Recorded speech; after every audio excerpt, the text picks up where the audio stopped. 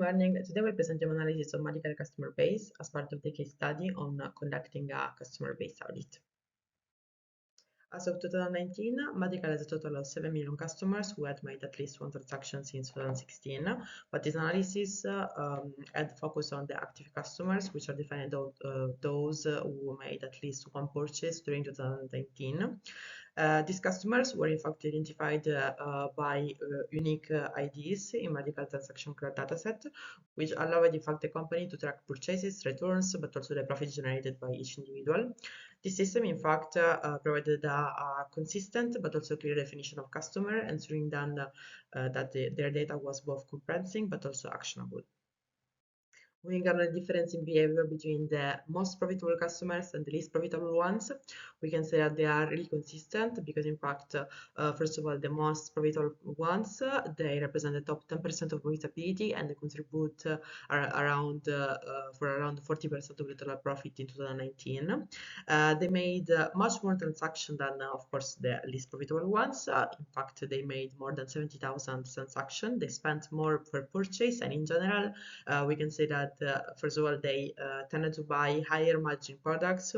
Then they had low returns rates and also minimal customer service cost, which in fact contributes to the fact that they have less cost connected to them because they are more high efficiency to serve, you can say. In contrast, the least profitable customers represent the bottom 10% and they contributed less than 1% of the total profit, so really a small contribution.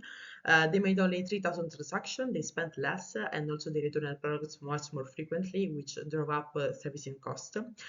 This contrast highlights in fact the importance of customer segmentation because the company could, for example, maximize profitability by focusing on acquiring and retaining high-value customers while either improving or also disengaging from value segments, for example.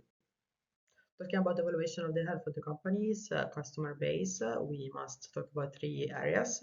First of all, the retention challenges, because as you can see also from the graph, the cohort analysis shows rapid drop-off in engagement. For example, in the first quarter of 2016, there was much more activity than the last quarter of the same year. So this shows strong acquisition strategies, but also weak long-term retention.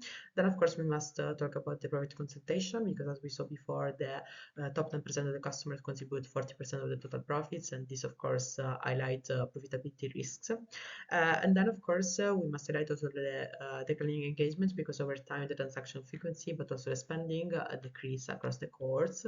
There are of course some variation because seasonal peaks, but in general the long-term trend is declining.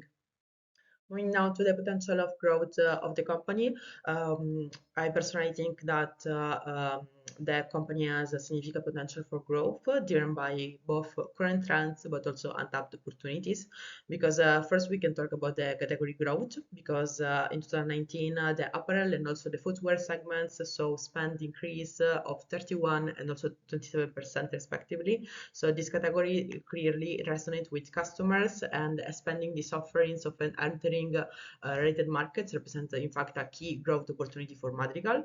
Next, the company constantly acquires a large number of customers each year, which shows in fact the strength of its value proposition. However, converting these new customers into repeat buyers is critical to unlock long-term value. And additionally, mid-tier customers who represent moderate profitability are an opportunity that the company should definitely consider. Then there are several analyses that the company could conduct to further optimize its strategy. For example, the customer lifetime value, because the analysis identifies the total value of the customer will bring over their lifetime. So it helps prioritize investment in retaining top-tier customers or converting new customers into loyal repeat buyers. Then, of course, the company should also consider the analysis on the size and the share of wallet, because Madrigal could, for example, analyzing how much customers spend with the company compared to competitors, the company could identify opportunities to capture a larger share of spending.